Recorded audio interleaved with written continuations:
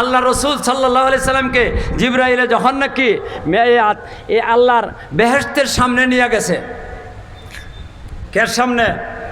বেহেশতের সামনে। বেহেশতের সামনে একটা গেট আছে, বিশাল বড়। বিশালের পরিমাণ কত এটা কইতে পারবো না, বিশাল বড়। আপনারা যে বিয়া শাদির মধ্যে গেট বানান, মনে হয় আল্লাহ ওই জাতের গেট বানাইছেন।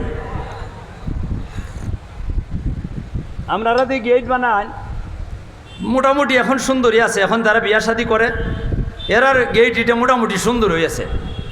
হাজার হাজার বাতি জ্বালায়, এই লম্বা লম্বা 1.5 হাগুটার জলে নিফে মা বলেন না আপনারা, মোটামুটি মানানসই। আর যারা নাকি আমার মতো বুড়ার দল, এই সময় এই বুড়ার দলে যখন নাকি বিয়া করছিলেন তখন আপনাদের বিয়ার মধ্যে যে গেইটা ছিল 2 দিকে 2টা কলা গাছ, মা ঠিক না বেঠি? 2 দিকে 2টা কলা গাছ, আর এই যে একে দিয়া একটা জিংলা গিয়া নিশান বানাইয়া গোয়া গাছ কলা গাছের মধ্যে গাইতে রেখে দিছে। এটাই ছিল গেট। আল্লাহ রব্বুল আলামিনে বেহেশতের গেটটাই যাতে বানাইছেন। আরে কন্যা, এটা কল্পনা করে পাইবেন না। আপনারা যে হাজার হাজার বাতি জ্বালাইছেন গেটের মধ্যে, এই 1.5 হাগুটা আল্লাহ রব্বুল আলামিন বেহেশতের গেটের মধ্যে হাজার হাজার বাতি জ্বালাইছেন, হাজার হাজার বাতি জ্বালাইছেন। একটা বাতির দাম দুনিয়া বিক্রি করে হইবে না।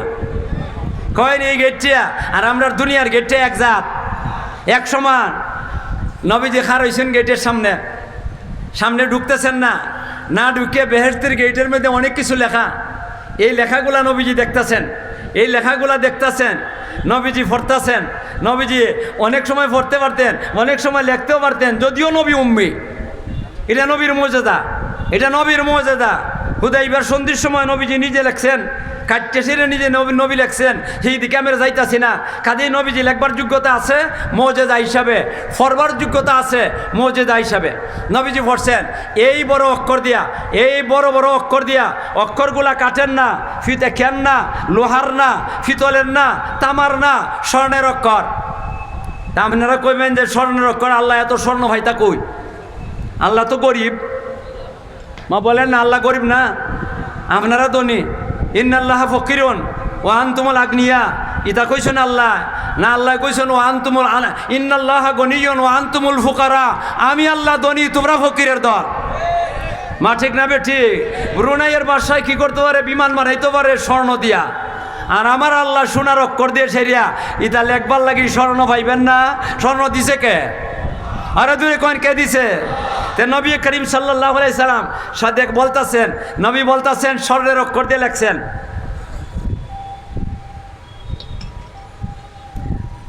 কতগুলো অনেকগুলা বাক্য, সবগুলা বাক্যই নবীজি বয়ান করছেন। আমি সবটা কইব না, একটা কইব। একদম উপরে যেই বাক্যটা, এই বাক্যটা আগে ঠিক করেন, লেখছেন কে? আরো দূরে কোন? এটাই আমার ব্যাপার। লেখছেন কে? ঠিক করন। কে লেখছেন বলেন? আল্লাহ লেখছেন। ঠিক না বে? ঠিক মানেন তো আপনারা? আল্লাহ লেখছেন। সবাই মানেন? সবাই মানেন? দেখান, আল্লাহরে দেখান। আমরা সবাই মানি, সবাই মানি। 8-9 আল্লাহ লেখছেন। এখন কি লেখছেন আমি পড়ি। লা ইলাহা ইল্লাল্লাহু মুহাম্মাদুর রাসূলুল্লাহ। একবারে উপরের বাক্যটা কি লেখছেন? লা ইলাহা ইল্লাল্লাহু মুহাম্মাদুর রাসূলুল্লাহ। এই বাক্যটা আল্লাহ লেখছেন। আল্লাহ লেখছেন গেটের মধ্যে। ওই যে মুফতি, যেই মুফতি বলছিল লা ইলাহা ইল্লাল্লাহর সাথে মুহাম্মাদুর রাসূলুল্লাহ লাগাইলে শিরিক হইয়া যাইবে, এখন কোন গেটের মধ্যে লা ইলাহা ইল্লাল্লাহর সাথে মুহাম্মাদুর রাসূলুল্লাহ সহ লাগাইলে আসেনি? আরো দূরে কোন আছে কিনা? কে লাগাইছেন? আরো দূরে কোন কে লাগাইছেন? কে লাগাইছেন? আল্লাহ লাগাইছেন। তখন মুফতির কাছে আই আমি, ও মুফতি, তুমি যে কইলা লা ইলাহা ইল্লাল্লাহর সাথে যে ওই মুহাম্মাদুর রাসূলুল্লাহ লাগাইব, সে শিরিক করলো, মুশরিক হয়ে গেছে গিয়া, গেটের মধ্যে লাগাইছে কেডা? তাইলে আল্লাহরে কি কইল? এ ফতুয়া দিয়ে আল্লাহরে কিতা বানাইল? মুশরিক বানাইছে। বলেন, আল্লাহরে মুশরিক বানাইছে? হে বানাইছে, আমরা বানাইছি না। এই মুফতি কারে মুশরিক বানাইছে? আল্লাহরে মুশরিক বানাইছে। মুশরিক ইমানদার না বেঈমান? তাইলে হে ফতুয়া দিয়া আমার আল্লাহরে বেঈমান বানাইছে। যেই মুফতির ফতুয়ার দ্বারা আমার আল্লাহরে বেঈমান বানায়। আমার আল্লাহ দুনিয়ার মধ্যে 2,24,000 নবী রাসূল পাঠাইছেন শিরিকরে দুনিয়ার থেকে মিটাইবার জন্য। আর এই বেঈমানে আইয়া সেরিয়া আমার আল্লাহরে মুশরিক কয়। যেই বেঈমানে যে নাকি আমার আল্লাহরে মুশরিক কয় সে বেঈমান বেঈমান বেঈমান। এ বেঈমান হের ফতুয়া হে কাফির, তার ফতুয়ায় সে কাফির। ঠিক না? ঠিক নামটা কই মনে পড়ে? একটা হাদিস শোনাইলাম, আর একটা হাদিস কই আপনাদেরকে। কইম কই মনে সময় একবারে অন্তিম হয়ে গেছে গিয়া। আচ্ছা দেখা যাও, আমি কইতে পারি, যতটুকু কইতে পারি অতটুকুই কইম। এরপরে তা খেতে কী করবো, আমার কোনো ক্ষমতা নাই। যা বলবার ক্ষমতা আছে তাই বলবো। আর একটা হাদিস কই, আল্লাহ রসুল ইসলামের দাওয়াত দেওয়া শুরু করছিলেন আপনাদের সিলেট শহর থেকে। মা বলেন না কোন শহর থেকে? মক্কা নগরীর থেকে ইসলামের দাওয়াত দেওয়া শুরু করছিলেন। বলেন না কোন নগরীর থেকে? মক্কা নগরীর থেকে ইসলামের দাওয়াত দেওয়া শুরু করছিলেন। মক্কার দাওয়াত দেওয়ানোর পরে মানুষ বেশি মুসলমান হয়েছে না, গোটা কয়েকজন মুসলমান হয়েছে। আবার যারা মুসলমান হয়েছে তারার উপরে নির্যাতনের স্টিম রোলার চালাইছে। আবু জেহেল বাহিনী করছে কিনা করছে না, এই জন্য কেউ মুসলমান হইল তারা আত্মগ্রহণ করে থাকে, অনেকে নবীর কাছে যাইতেও ভয় পায়। আল্লাহু আকবার। কিন্তু এই যে দাওয়াতটা কিন্তু মক্কার ভিতরে সীমাবদ্ধ রয়েছে না। মক্কার বাহিরে অনেকগুলা ছোটো ছোটো গ্রাম আছে, অনেকগুলা ছোটো ছোটো গ্রাম আছে। এই গ্রামগুলোর মধ্যে পর্যন্ত ইসলামের দাওয়াত পৌঁছে গেছে গিয়া। মানুষ না মানুষ এটা ভিন্ন কথা। এই গ্রামগুলোর মধ্যে একটা গ্রামের নাম আমি বলি, আলিম ওলামা যারা আছে সবাই এই গ্রামের নাম শুনছেন, কিতাবও দেখছেন। আর যারা আলিম না এরা হয়তো কেউ শুনছেন কেউ শুনছেন না। আমি এখন নামটা কই, এই গ্রামটার নাম হয়েছে গেফার নামক একটা গ্রাম।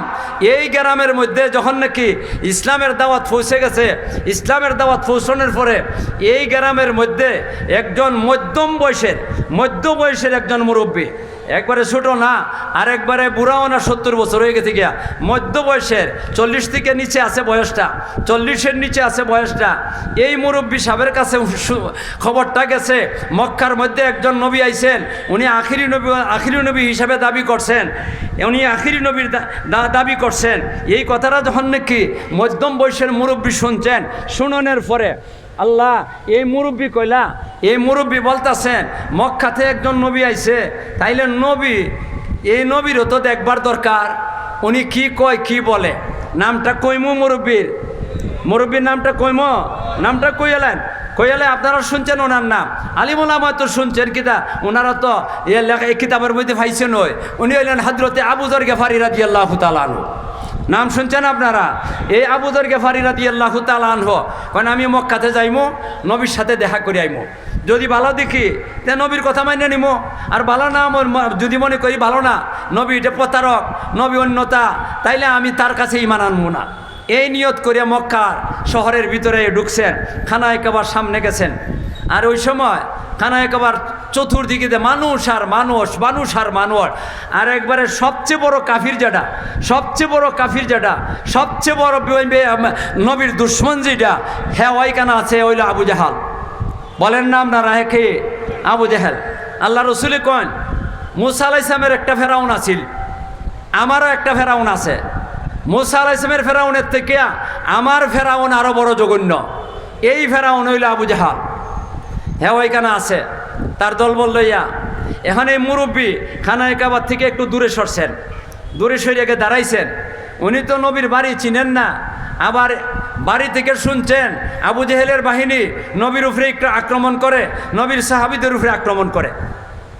এগুলা শুনিয়া উনি একটু চিন্তা করতেছেন, কাউকে জিজ্ঞাসা করলে তো অসুবিধাত পড়বো, আর জিজ্ঞাসা না করলে নবীর বাড়ি ওভাইমো না। এদিক সেদিক চাওয়াচাবি করতেছেন। এদিক সেদিক চাওয়াচাবি করিয়া একটা যুবক ছেলেরা দেখছেন, খুব সুন্দর মোটা সোটা টল ফিকারের, বেটাটার মতো, বাহাদুরের মতো লাগতেছে, নুরানি চেহারা, বোঝা যায় চেহারার থেকে নূর ফুটতেছে। যুবক একবারে অল্প বয়সের। এই যুবক যখন নাকি ওনার দিকে চাইছে, হযরতে আবু যর গেফারি হাত দিয়া, মুখ দিয়ে ডাক দেন না ডরাইয়া। আবু জেহেলের বাহিনী শুনে যদি তা অসুবিধা হয়ে যাবে গিয়া, হাত দিয়ে ইশারা ডাক দিছেন। যুবক বালা, এই কারণে মুরব্বীর কথা শুনে আইসে গেছেন। এই মুরব্বীর হয়তো কোনো হাজত আছে, কোনো দরকার আছে, আমি তার হাজতটা পুরা করে দিব। আইসেন, আমাদের পরে বলতেছেন, জনাব আপনি কি চান? কন্যা বাবা আমি চাই একজন মানুষের কথা জিজ্ঞাসা করবার। কনে চেক বলো কি? আপনি বলেন কি? কেন একজন নবী আইসেন শুনছি তোমাদের শহরে। কহ আইসেন তো, আপনি কি করবেন? এই যুবকে বলতেছেন আইসেন তো, উনি আখিরি নবী হিসাবে দাবি করছেন, আসেন, উনি ওই শহরেই আসেন, তা আপনি কী করবেন? কারণ আমি আইসি ওনার সাথে সাক্ষাৎ করবার, ওনার বাড়িতে যাইবার। কারণ ঠিক আছে, কোনো অসুবিধা নাই, আপনি চিন্তা করেন কারণ নাই, আমিও নবীর বাড়িতে যাইমো, আমার সাথে চলো। এরপরে বলতেছেন এই যুবকে যে দেখেন সাবধান, আমি তো যাইমো, আপনি আমার ফিসে থাকবেন, আমার বরাবরে হাঁটবেন না, বরাবরে হাঁটলে আবার অসুবিধা আছে। ফিসে ফিসে আমি যেই দিকে যাইমো ওই দিকে যাইবেন আপনি। আর রাস্তার মধ্যে যদি কোনো অসুবিধা দেখি তাহলে আমি মাটির মধ্যে বসে যাইমো। আর আমার জুতাটা খুললে আমার পকেটের মধ্যে সুই আর সুতা আছে, আমি আমার জুতার সেলাই করা শুরু করে দিব। এটা জান বাসাই বললে কি তা করে এরা চলেন। আমি বইয়া জুতা সেলাই করবো, আর তুমি আমার কোনো কিছু জিজ্ঞাসা করতে পারবা না, আমার কাছে দাঁড়াইতে পারতা না, তুমি সামনের দিকে চলতে থাকবা। তুমি যদি অনেক দূরও যাও গা, তারপরও তুমি নিশ্চিন্ত থাকো, আমি নবীর বাড়ি তোমার নবীর বাড়িতে দিয়া হই আমি আমার বাড়িতে যাই। মুরব্বী যুবকের কথা শুনে মনটা খুশি হয়েছে, রাস্তা দিয়ে যাওয়া শুরু করছেন। গেছেন নবীর বাড়ি পর্যন্ত, কোনো রকমের অসুবিধা হয়েছে না। আল্লাহ, আর এর পরে ঘরের সামনে গিয়ে বলতাছে এই ঘরের ভিতরে আপনি ঢুকে যান, এই ঘরের ভিতরে আপনি ঢুকে যান, আর আমিও ওইখানে ঢুকবো। উনি ঢুকছেন। যেই যুবকরে রাস্তা চিনাইবার লাগি নিলেন রাহবর, পথের রাস্তা দেখাইবেন, রাস্তা দেখাই লয়ে যাবেন, উনি কে? উনি হইলেন হযরতে রাসূল করিম সাল্লাল্লাহু আলাইহি সাল্লাম, ওনার আফন চাচাতো ভাই, ওনার মেয়ে কলিজার টুকরা ফাতেমা রাদিয়াল্লাহু তাআলা আনহার মেয়ে, এই মেয়ের জামাই হযরতে আলী রাদিয়াল্লাহু তাআলা আনহু। তাইলে ভালো জায়গা তুই জিজ্ঞাসা করছেন না খারাপ জায়গা জিজ্ঞাসা করছেন? ভালো জায়গার জিজ্ঞাসা করছেন। আবু যর গফারি মসজিদ ঘরের ভিতরে ঢুকছেন, নবীও এই আলী রাদিয়াল্লাহু তাআলা ঘরের ভিতরে ঢুকছেন, ঢুকে গিয়ে বইয়া গেছেন, গিয়া আলী রাদিয়াল্লাহু তাআলা বইয়া গেছেন, আর হযরতে আবু যর গফারি রাদিয়াল্লাহু তাআলা বসে গেছেন। বইয়া নবীর চেহারার ভাই চাইছেন, ভালাই করে চাইছেন। জীবনে কোনোদিন দেখছেন না এই আবু যর গফারি নবীজিরে, জীবনে কোনোদিন দেখছেন না, এই আজকে প্রথম দেখলেন। আর প্রথম দেখাতেই ওনার মনের মধ্যে একটা ইয়াকিন হয়ে গেছে গিয়া, হাই হাই রে, এত সুন্দর চেহারা, এত সুন্দর চেহারা জীবনে কোনোদিন দেখি নাই, এমন সুন্দর চেহারা জীবনে কোনোদিন দেখি নাই, এমন চেহারা কোনোদিন মিথ্যাবাদীর চেহারা হইতে পারে না। আপনারা কি কোন মিথ্যাবাদীর চেহারা এমন হইতে পারে? হযরতে আবু যর গফারি রাদিয়াল্লাহু তাআলা একবারে ইয়াকিন হয়ে গেছে গিয়া মিথ্যাবাদীর চেহারা হইবে না। আচ্ছা যায়ের পরে বইয়া রইছেন, কোনো কথা নাই, নবীর সুন্দর কথাবার্তা বলতেছেন, মধুমাখা কথাগুলা কি মজা লাগতেছে, আর নবীর চেহারার সৌন্দর্যের কারণে ফেডের বুকও লাগতেছে না। বইয়া বইয়া দেখতেছেন আর কথা শুনতেছেন। শেষের দিকে দিনের শেষ হয়ে গেছে গিয়া, এখন উনি বাড়িতে চলে যাইতে হইব না, রাস্তাঘাটের মধ্যে নিরাপদ না, আবু জেহেল বাহিনীও আছে, তারপরে আরও চোর ডাকাইতেরও ভয় আছে। এই জন্য উনি মনে মনে চিন্তা করছেন, আমি তো আইসি একটা জিনিস জানবার লাগি, আমি তো এই জিনিসটা এখনো পাইলাম না নবীর কাছ থেকে, আমার তো যাওয়ানের দরকার। এই জন্য দাঁড়াইছেন। দাঁড়ায় নবীজিরে বলতেছেন, অগনবীজি আমি একটা জিনিস জানবার চাই, দয়া করে যদি আপনি অনুমতি দেন তাইলে আমি কথাটা বলবো। কারণ নবীর কাছে অনুমতির দরকার আছে না নাই? আরে বলেন না আপনারা, নবীর কাছে অনুমতি চাওয়ার দরকার আছে কিনা না? ও মা আল্লাহ, আমরা যে জাত মাটির তৈরি, এই জাতের মাটির তৈরি সব হয়, এমপি সাহেব হইছে, মন্ত্রী সাহেব হইছে, হেরার কাছে কথা কইতে হইলে অনুমতি চাওয়া লাগে। আর আমার নবী আল্লাহু আকবার, সমস্ত মখলুকের সর্দার, সমস্ত মখলুকের সর্দার আমার নবী, আর এই নবীর কাছে কথা কইতে অনুমতি লাগবে? কয়েন লাগবে কিনা লাগবে না? নবীজির কাছে বলতেছেন, হুজুর আমাকে অনুমতি দিলে আমি কথাটা বলি। আল্লাহ রসুল বলতেছেন বলো। হযরতে আবু যর গফারি রাদিয়াল্লাহু তাআলা বলতেছেন, হযরতে আবু যর গফারি, আপনারা এদিক সেদিক চাওয়াচাওয়ি করেন না, আমার বাচ্চানের কথা বুঝবেন না। আবু যর গফারি রাদিয়াল্লাহু বলতেছেন, ওগো নবীজি, আপনি তো আখিরি নবীর দাবি করছেন, আপনি তো আখিরি নবীর দাবি করছেন, তা আপনি যদি আখিরি নবীর দাবি করিয়া থাকেন তাহলে আপনি লোকদেরকে কিসের দাওয়াত দেন? এখানে হইল আমার কথা, লোকদেরকে কিসের দাওয়াত দেন? হযরতে আবু যর গফারি রাদিয়াল্লাহু তাআলা আনহুরে আল্লাহর নবী বলতেছেন, হে আবু যর গফারি, হে আবু যর গফারি, আমি লোকদেরকে বলি বলো বলো বলো লা ইলাহা ইল্লাল্লাহু মুহাম্মাদুর রাসূলুল্লাহ। কেডা কইছেন এই কথাটা? কেউ কইছেন কে? নবীজি। লা ইলাহা ইল্লাল্লাহু বলেন, লা ইলাহা ইল্লাল্লাহু মুহাম্মাদুর রাসূলুল্লাহ, এই কথাটা বলছেন কে? আমার নবী। আমি লোকদেরকে দাওয়াত দেই, তোমরা বলো লা ইলাহা ইল্লাল্লাহ মুহাম্মাদুর রাসূলুল্লাহ, লা ইলাহা ইল্লাল্লাহ মুহাম্মাদুর রাসূলুল্লাহ। আগে বলছিলেন, লেখছিলেন আল্লাহ গেটের মধ্যে লা ইলাহা ইল্লাল্লাহ মুহাম্মাদুর রাসূলুল্লাহ, আর এখন নবী জবান দ্বারা বললেন লা ইলাহা ইল্লাল্লাহ মুহাম্মাদুর রাসূলুল্লাহ। আর মুফতির কথা এখন আনেন, মুফতি কি বলছিল? মুফতি বলছিল যে নাকি লা ইলাহা ইল্লাল্লাহর সাথে মুহাম্মাদুর রাসূলুল্লাহ লাগাইব, এ মুশরিক। তাহলে আল্লাহর নবী, আমার নবী, আপনার নবী, নবী কি করছেন? লা ইলাহা ইল্লাল্লাহর সাথে মুহাম্মাদুর রাসূলুল্লাহ লাগাইছেন। কোন লাগাইছেন কি না লাগাইছেন না? তাহলে মুফতির কথা মতে অন্যের কথা না, এই নতুন মুফতির কথা মতে আল্লাহর নবী রে হে কি কইল? নবী লা ইলাহা ইল্লাল্লাহর সাথে মুহাম্মাদুর রাসূলুল্লাহ লাগানির কারণে মুফতির কথা মতে আমার নবীর মুশরিক কইল। বলেন আপনারা, কইছে কিনা কইছে না? কইন বলছে কিনা বলছে না? আমার নবীরে যে কি কর্ম মুশরিক কইব, আমার আল্লাহরে যে মুশরিক কইব, হে বেঈমান। ঠিক না ঠিক? এখন আপনারা কইন, আল্লাহর কথা মানবেন, রসুলের কথা মানবেন, না এই মুফতির কথা মানবেন?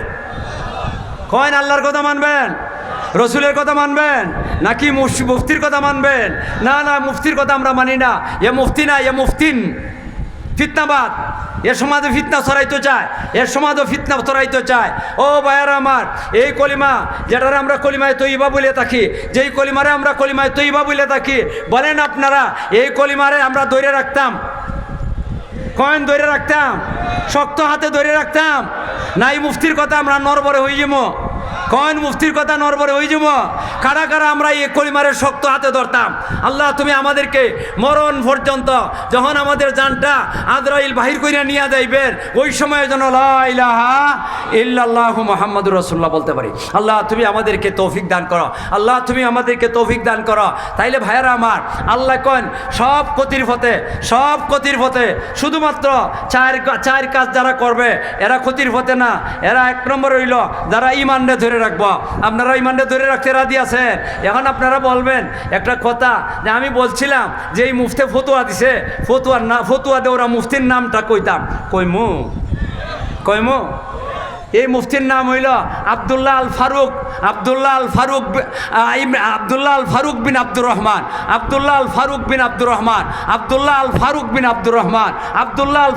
আব্দুর রহমান, লামুজ হাবিদের এক নেতা। অহন আপনারা কন, এরারে যার কলিমা ঠিক নাই, এরারে আমরা মান্যা চলবো। যাদের কলিমা ঠিক নাই এদেরকে মানতে পারি না আমরা। আগে কলিমা ঠিক করে আসো তোমরা, নমাজ রোজা পরে আত্মিখানে এমনি তুলবো, বারবার তুলবো না কিতা করবো, বুকের মধ্যে হাত বানবো না বানবো, ইটা তোন পিছন দিকে ফেলাইয়া আগে কলিমা ঠিক করেন, কলিমা ঠিক করে আসো। কলিমা যার ঠিক নাই, যার ইমান ঠিক নাই, যার কলিমা ঠিক নাই তার ইমান ঠিক নাই, যার ইমান ঠিক নাই এ খাসারার মধ্যে, ক্ষতিগ্রস্তের মধ্যে। আল্লাহ কোন ইন্নাল্লাযীনা আমানু, যারা ঈমান আনবো এরাই ক্ষতির থেকে বাঁচা থাকবো। ভাইয়েরা আমার, আপনারা ঈমান ঠিক রেখে চলবার রাজি আছেন?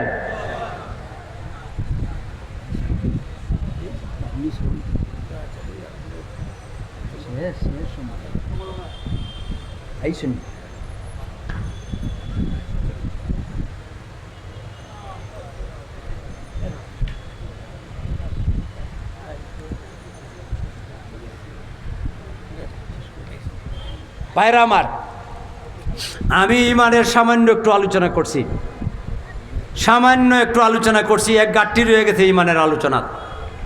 এখন এগুলো আলোচনা করবার পারবো না। আল্লাহ যদি আমারে বাঁচাইয়া রাখে আর কোনো সময় কোনো জায়গার যদি আমার আলোচনা করবার সুযোগ মিলে, তাইলে এই সময় আমি আলোচনা করবো। বাকিটা অনেক কিছু বাকি রয়ে গেছে। ওয়াল আসরির তফসির বোঝেন না, ইমাম সাহেব হিসাবে কী কইছেন, সূরা সারা 30 পারা কোরআন শরীফ সূরার ভিতরে। তো এটা আমি কেমনি শেষ করবো, এটা তো সম্ভবিত না। যা কইছি এগুলার উপরে আমল করবার চেষ্টা করি আমরা। আল্লাহ তুমি আমাদেরকে তৌফিক দান করো, আল্লাহ তুমি আমাদেরকে তৌফিক দান করো। সবাই বলেন আমিন, সবাই বলেন আমিন। ওয়া আখিরু দাওয়ানা আনিল হামদুলিল্লাহি রাব্বিল আলামিন। আমার কথা যদি আপনারা বেজার হয়ে থাকেন, আল্লাহর রাস্তে আমারে মাফ করে দিয়েন, আমার আল্লাহর রাস্তে মাফ করে